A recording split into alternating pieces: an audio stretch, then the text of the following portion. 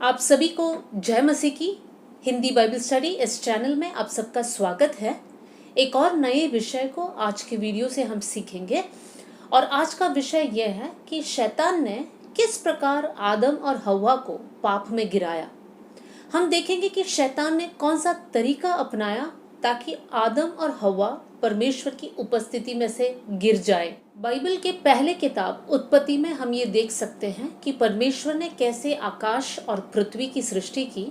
परमेश्वर ने पृथ्वी में सब कुछ बनाया, पेड़ पौधे, जानवर, पक्षी, मछलियां, समुद्र, सब कुछ परमेश्वर ने बनाया और परमेश्वर ने आदम को भी बनाया और आदम के द्वारा परमेश्वर ने हव्वा को बनाया। परमेश्वर ने आदम और हव्वा को एदन की वाटिका में रखा। हम उत्पत्ति उसके 2 अध्याय और उसकी 15वीं, 16वीं और 17वीं आयत में इस प्रकार हम पढ़ सकते हैं। तब यहोवा परमेश्वर ने आदम को लेकर एदन की वाटिका में रख दिया कि वह उसमें काम करे और उसकी रक्षा करे। और यहोवा परमेश्वर ने आदम को ये आज्ञा दी, तू वाटिका के सब वृक्षों का फल बिना खटके खा सकता है, पर भले या बुरे के ज्ञान का जो वृक्ष है उसका फल तू कभी ना खाना, क्योंकि जिस दिन तू उसका फल खाएगा उसी दिन अवश्य मर जाएगा। परमेश्वर ने आदम और हव्वा को एदन की वाटिका में रखा। बहुत सुंदर जगह, कोई पोल्यूशन नहीं, कोई प्रदूषण नहीं, कोई गंदगी नहीं, कितना साफ सुथरा एक इलाका। परमेश्वर ने कहा आपको इनकी रक्षा करना है और साथ में प्रभु ने उनको पूरी आज़ादी दी कि जो भी फल दिखे आप खा सकते हो सिवाय एक पेड़ का फल। आदम और हव्वा के सामने ये नियम बहुत साफ था, लेकिन बाद में हम देख सकते हैं कि शैतान सर्प के रूप में आकर हव्वा के पास आया और हव्वा से कुछ सवाल पूछे। और कौन कौन से सवाल है कर आज इस वीडियो के द्वारा हम सीखेंगे और उन सवालों से किस तरीका को शैतान ने अपनाया ताकि हव्वा और आदम परमेश्वर के साथ जो संगति है उससे वो लोग गिर जाए। सबसे पहला सवाल जो सर्प अर्थात शैतान हव्वा के सामने रखता है वो ये है, उत्पत्ति उसका 3 अध्याय और पहली आयत इस प्रकार हम पढ़ सकते हैं। शैतान ने उनसे पूछा, क्या सच है कि परमेश्वर ने कहा तुम इस वाटिका के किसी वृक्ष का फल नहीं खाना। फिर से एक बार उस लाइन को मैं पढ़ती हूँ। क्या सच है कि परमेश्वर ने कहा है कि इस वाटिका के किसी भी वृक्ष का फल नहीं खाना। इस लाइन के द्वारा हमें पता चलता है कि शैतान हव्वा के अंदर शक को डाल रहा है।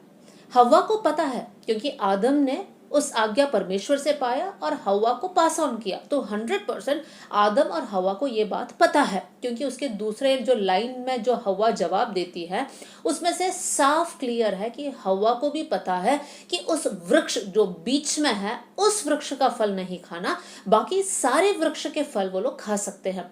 लेकिन शैतान यहाँ पर हव्वा के अंदर डाउट डाल रहा है, क्या सच है कि परमेश्वर ने ऐसे कहा है कि फल नहीं खाना है।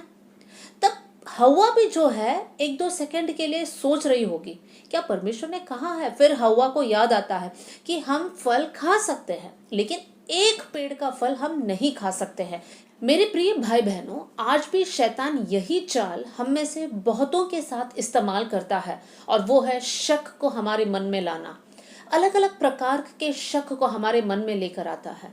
बहुत से लोग इस प्रकार कंफ्यूज होते हैं, क्या सच में स्वर्ग है, क्या सच में नरक है।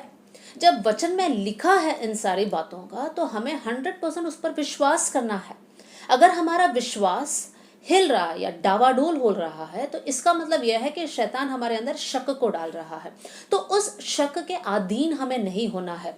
हम में से बहुत से वक्त इस प्रकार सोच रहे हैं, क्या सच में इस प्रकार लिखा है, क्या सच में हमें पवित्र जीवन जीना है, कैसे संभव है इस भ्रष्ट संसार में पवित्रताई के साथ जीना, क्या सच में हमें झूठ नहीं बोलना है या छोटी मोटी झूठ जो है चल जाता है।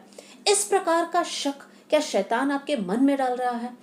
आप शायद से एक बहुत अच्छा काम करने के लिए सोच रहे होंगे, कुछ सेवा करने के बारे में आप सोच रहे होंगे, लेकिन शैतान आपके मन में इस विचार को डालेगा, क्या तू सच में इसका काबिल है, ये काम करने तुम काबिल हो या नहीं हो, तुमसे तो ये काम नहीं हो पाएगा। इससे अच्छा तो तुम्हारा साथी ये काम कर पाएगा, तुम्हारा कोवर्कर ये काम कर पाएगा। ये सारी बातें जो है एक शक जो शैतान मन में डालता है उसके अधीन होकर जो भी हम कर सकते हैं उसको नहीं करते हैं। क्यों? क्योंकि शैतान के शक के हम अधीन हो जाते हैं। शैतान इस प्रकार का डाउट्स हमारे अंदर डालते हैं, क्या सच में सांसारिक मूवी नहीं देखना चाहिए? क्या सच में हर दिन प्रार्थना करना चाहिए? ये तो बहुत डिफिकल्ट है। इस प्रकार के सोच के हमें अधीन नहीं होना है। इसलिए मेरे प्रिय भाई बहनों, शक जब शैतान आपके अंदर डालता है तब आप यीशु के नाम से उस विचार को अपने मन से निकाल दीजिए। परमेश्वर पर भरोसा रखिए। परमेश्वर उद्धार देता है, परमेश्वर अनंत जीवन देता है। इन विषयों में बिल्कुल आप शक मत कीजिए। परमेश्वर के वचन के अनुसार आप आगे बढ़िए। दूसरा स्टेटमेंट जो सर्प अर्थात शैतान हव्वा के सामने रखता है वो ये है। पहला सवाल था कि क्या नहीं खाना करके वचन में लिखा है। फिर जब हव्वा ने जवाब दिया कि नहीं, हम सब कुछ खा सकते हैं, एक ही पेड़ का फल हमें नहीं खाना है, तब उस समय पर दूसरी बात जो है सर्प हव्वा के सामने रखता है और वो ये है। मैं उसकी आयत पढ़ना चाहती हूँ, 3 अध्याय का 4 आयत। तब सर्प ने स्त्री से कहा, तुम निश्चय नहीं मरोगे। देखिए, सर्प यहाँ पर हव्वा से क्या कहता है? तुम निश्चय, मतलब तुम 100% नहीं मरोगे। लेकिन हमने उसके 2 अध्याय का 17वीं आयत में इस प्रकार देखा था, क्योंकि परमेश्वर जो वचन आदम को देता है वो ये है कि जिस दिन तो उसका फल खाएगा उसी दिन अवश्य मर जाएगा। परमेश्वर एक बात कहता है और वो ये है, अगर फल खाओगे तो मर जाओगे। अब उसी बात को शैतान हव्वा के सामने रखता है और वो इस प्रकार है कि अगर तुम ये खाओगे तो निश्चय नहीं मरोगे। देखिए, ये दोनों बातें कितने ऑपोजिट है। परमेश्वर कहता है मरोगे, तब शैतान हव्वा के मन में डालता है तुम नहीं मरोगे। एक साफ झूठ यहाँ पर दिखाई देता है। दूसरी बात हम देख सकते हैं, शैतान झूठ का तरीका इस्तेमाल करता है ताकि आदम और हव्वा परमेश्वर के साथ में जो संगति में है उससे वो लोग गिर जाए। आज भी शैतान हम में से बहुतों के अंदर झूठी बातों को डालता है, अंधविश्वास को डालता है, ताकि उन बातों पर हम यकीन करें और परमेश्वर से और परमेश्वर के साथ के संगति से हम दूर रहे। देखिए प्रियो, शैतान आपके मन में जैसे डाउट डालता है वैसे झूठी बातों को भी डालता है। शैतान कहता है कि तुम किसी बात के लायक नहीं हो और हम लोग उस बात को यकीन कर बैठते हैं। फिर हम सोचते हैं कि हमसे कुछ नहीं होता है, जबकि परमेश्वर का वचन हमें सिखाता है कि परमेश्वर के लिए हम श्रेष्ठ है। परमेश्वर ने हमारे रूप को अपने हथेली में खोद कर रखा है। परमेश्वर हमसे प्रेम करता है, हम प्रभु के लिए बहुत अनमोल है। इन सारी बातें परमेश्वर हमसे कहता है, तो शैतान कहता है कि तुम वर्थलेस हो, तुम किसी बात के लायक नहीं हो, तुमसे कोई प्रेम नहीं करता, तुमसे कुछ बात हो नहीं सकता है, तुम किसी चीज के लायक नहीं हो। इन सारी झूठी बातें जो परमेश्वर ने जो कहा उससे बहुत विपरीत है, ये बातों को लोगों के मन में डालता है। बहुत से बार हम शैतान के चाल में गिर जाते हैं, हम उन्हीं बातों पर यकीन कर बैठते हैं। उदाहरण के लिए, अगर हम पाप करते हैं तो परमेश्वर का वचन हमसे कहता है, जब हम पाप करते हैं, जब हम उसके लिए पश्चाताप कर कर माफी मांगते हैं तो परमेश्वर विश्वास योग्य परमेश्वर है, वो हमें जरूर माफ करेगा। जब हम इस प्रकार आगे बढ़ते हैं तब शैतान की झूठी बातें हमारे मन में शैतान डालता है और वो ये है, तुमने तो इतना बड़ा पाप किया है, प्रभु अब माफ नहीं करेगा। कितनी बार प्रभु ने माफ किया है, इस बार प्रभु माफ नहीं करेगा। और इसलिए प्रार्थना करने से हमें रोकता है, वचन पढ़ने से हमें रोकता है। और हम लोगों को इस बात पर बहुत ध्यान देना है कि हम शैतान के इस झूठ पर यकीन ना करें, लेकिन परमेश्वर के वचन पर यकीन करें। अगर परमेश्वर ने कहा मैं तुम्हें माफ करूंगा तो परमेश्वर हमें माफ करेगा। तो प्रभु की बातों पर हम लोग यकीन करें और शैतान की बातों पर हम यकीन ना करें। शैतान बहुत सारी अंधविश्वास में हम लोगों को फंसा कर रखता है। देखिए, कितने सारे अंधविश्वास है जिनको हम मानते हैं या जिनको हम सुनते हैं। जैसे उदाहरण के लिए मैं कुछ अंधविश्वास कहना चाहती हूँ। बिल्ली रास्ता काटे तो कुछ अशुभ होगा, या फिर कुछ धागा को बांध लो ताकि बुरी नजर ना लगे, या बुरी बातों से हम बचे रहे। इन दिनों में ये नहीं करना, उन दिनों में ये करना, या फिर बहुत सारे अंधविश्वास है जिन पर हम यकीन करते हैं। और भी मैं जोड़ना चाहती हूँ, अगर घर के चप्पल उल्टे पड़े हैं तो लड़ाई होगी, या फिर और भी है कि 3 लोग एक साथ कुछ काम करें तो वो बिगड़ जाएगी। ये सारी बातों का कोई भी आधार नहीं है। क्या हम इन बातों पर विश्वास कर कर इन बातों के आधार पर हम आगे बढ़ते हैं, या फिर जो सच्चाई है उन बातों पर विश्वास कर कर हम आगे बढ़ते हैं? देखिए प्रियो, झूठ का साथ कभी नहीं देना। शैतान झूठा है और झूठ का पिता है। शैतान के झूठ पे हमें विश्वास नहीं करना है और साथ में झूठी बातों पर हमें यकीन नहीं करना है। झूठ हमारे मुंह से नहीं निकलना है। झूठी कागजात या झूठी डॉक्यूमेंट्स या झूठ का कोई भी साथ हमें नहीं देना है। झूठ और सत्य कभी भी साथ साथ नहीं जाता है। जो प्रभु के बच्चे हैं वो लोग हमेशा सत्य के साथ आगे बढ़ेंगे, झूठ के साथ कभी भी आगे नहीं बढ़ेंगे। बहुत से वक्त हमारे जीवन में कब झूठ हमारे मुंह से निकलता है हमें याद भी नहीं रहता है। तो हमें बहुत सावधान होना है कि हमें झूठ का साथ बिल्कुल नहीं देना है, क्योंकि परमेश्वर पवित्र परमेश्वर है और वो चाहता है कि हम सब जो प्रभु के बच्चे हैं पवित्रताई के साथ रहें। अगर हमने झूठ का साथ दिया तो हम अपने आप को मसीही नहीं बोल सकते हैं। हम फिर दूसरे पक्ष में हैं, हम शैतान के पक्ष में जुड़ जाते हैं। इसलिए ईमानदारी, वफादारी, खराई, सच्चाई, ये सब हमारा जीवन का एक गुण होना चाहिए। इसलिए प्रियो, आज से लेकर हम झूठ का साथ बिल्कुल ना दें। तीसरी बात जो सर्प हव्वा से कहता है वो उसके 5वीं आयत में है, मैं पढ़ना चाहती हूँ। वरन परमेश्वर आप जानता है कि जिस दिन तुम उसका फल खाओगे उसी दिन तुम्हारी आंखें खुल जाएगी और तुम भले बुरे का ज्ञान पाकर परमेश्वर के तुल्य हो जाओगे। देखिए, यहाँ पर सर्प जब हव्वा से बात करता है, सर्प हव्वा से कहता है कि तुम इस फल खाकर तो देख लो, उस दिन तुम्हारी आंखें खुल जाएगी और तुम परमेश्वर के समान, परमेश्वर के तुल्य बन जाएंगे।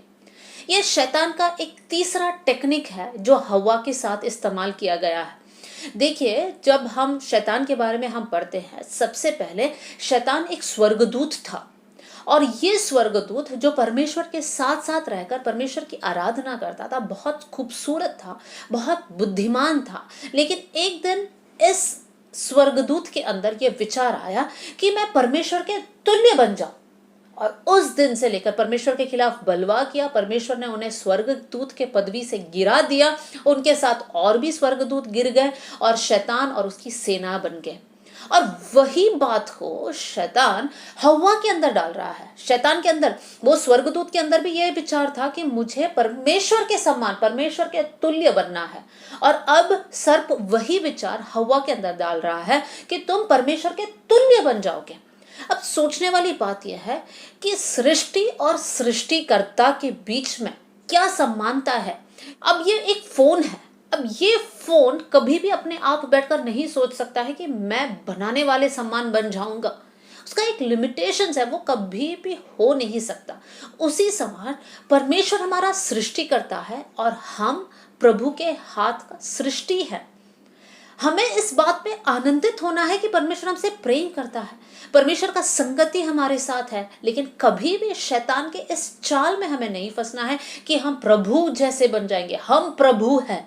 हम कभी भी प्रभु नहीं हैं। शैतान एक लालच दे रहा है। तीसरा चाल शैतान का यह है कि वो एक लालच दे रहा है हव्वा के सामने कि तुम प्रभु जैसे बन जाओगे, तुम ऐसे हो जाओगे, तुम वैसे हो जाओगे। आज भी संसार में हमारे सामने बहुत सारी बातें हैं जो हमें लालच देता है। अरे मैं ऐसे करूं तो मैं वैसे बन जाऊंगा।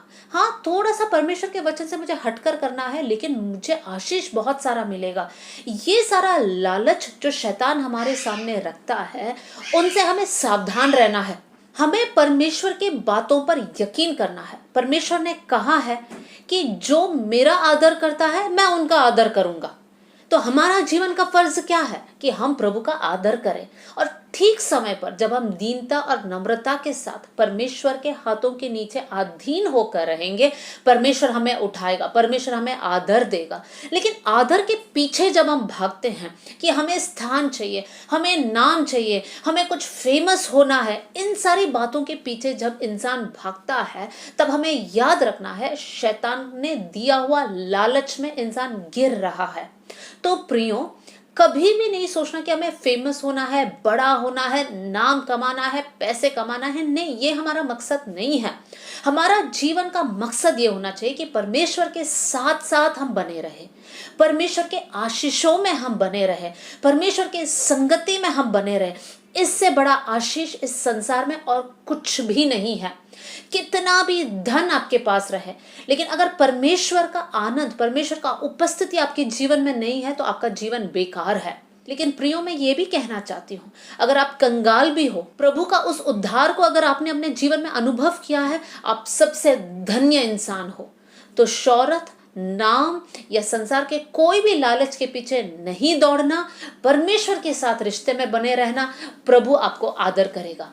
प्रियो, जब हम आगे पढ़ते हैं तब हम इस प्रकार देख सकते हैं, 3 अध्याय का 6वीं आयत उत्पत्ति में हम देख सकते हैं, अतः जब स्त्री ने देखा कि उस वृक्ष का फल खाने के लिए अच्छा और देखने में मन भाऊ और बुद्धि देने के लिए चाहने योग्य भी है, तब उसने उसमें से तोड़कर खाया और अपने पति को भी दिया और उसने भी खाया।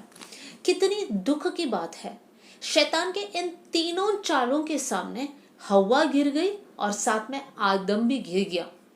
क्यों? क्योंकि वो लोग प्रभु की बातों से ज्यादा झूठ पर यकीन किया, शक पर यकीन किया और लालच में आ गए। इसलिए वो लोग परमेश्वर के साथ के संगति से दूर चले गए। उससे पहले तक हम बाइबल में ये पढ़ सकते हैं, हर दिन शाम को परमेश्वर उतर कर आता था ताकि आदम और हव्वा के साथ संगति करे।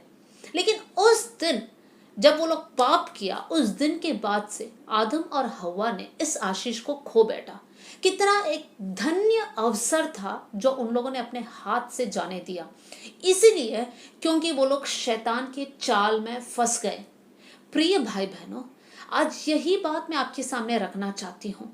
आज हमारे पास परमेश्वर का वचन है, प्रभु का वचन सिखाने के लिए प्रभु ने हमें दास दासियों को दिया है। तो परमेश्वर के वचन के हम अनुसार चले, ना कि शैतान के चाल में हम फंसे। शैतान बहुत चालाक है, वो चाहता है कि हम सब प्रभु के साथ के जो रिश्ते हैं उसमें से हम गिर जाए, और इसलिए वो अलग अलग तरीका अपनाएगा। लेकिन हमें सावधान होकर परमेश्वर के साथ साथ बने रहना चाहिए। आदम के जीवन में हम ये देख सकते हैं, जब हव्वा ने वो फल आदम को दिया, आदम ने मना नहीं किया, लेकिन उस फल को लेकर खा लिया। आज हम इस प्रकार के पाप में ना गिरे, हम प्रभु के लिए दृढ़ खड़े रहे। बहुत ही सुंदर एक उदाहरण है, शद्रक, मेशक और अबेदनगो, जब वो लोग राजा के सामने आए, वो लोग दृढ़ खड़े रहे।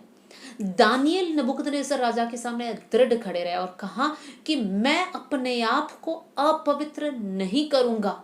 इस प्रकार का निर्णय हमें लेना बहुत जरूरी है, और हमें प्रभु के साथ का उस रिश्ते में आगे बढ़ना बहुत जरूरी है। प्रियो, एक छोटी सी प्रार्थना मैं आप सबके लिए करना चाहती हूँ।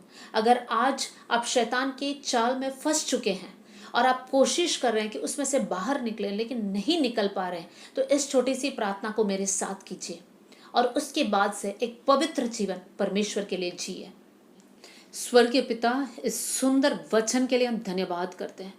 प्रभु, इन प्रिय भाई बहनों के लिए प्रार्थना करते हैं, अगर सुनने वाले कोई भी भाई या बहन इस प्रकार शैतान की चाल में फंस चुके हैं, प्रभु आप उनकी आंखें खोलिए। प्रभु, वो लोग सच्चाई को समझ पाए और आज से लेकर आपके लिए एक पवित्र जीवन जीने के लिए आप उनको मदद करें। प्रभु जी, ऐसे डिसीजन वो लोग ले पाए। परमेश्वर पिता, वचन को पढ़कर, वचन को समझकर, वचन में दृढ़ होने के लिए आप सभी को मदद कीजिए। प्रभु जी, यीशु के नाम से प्रभु ऐसे सामर्थ्य से आप इन्हें भर दीजिए प्रभु, ताकि शैतान के चाल से वो लोग निकल जाए प्रभु, और उसमें फिर से अपने आप को ना फंसाए। परमेश्वर पिता, प्रार्थना सुनने के लिए धन्यवाद, यीशु के नाम से मांगते हैं, आमीन। प्रभु इन वचनों के साथ आप सबको बहुत आशीष दे।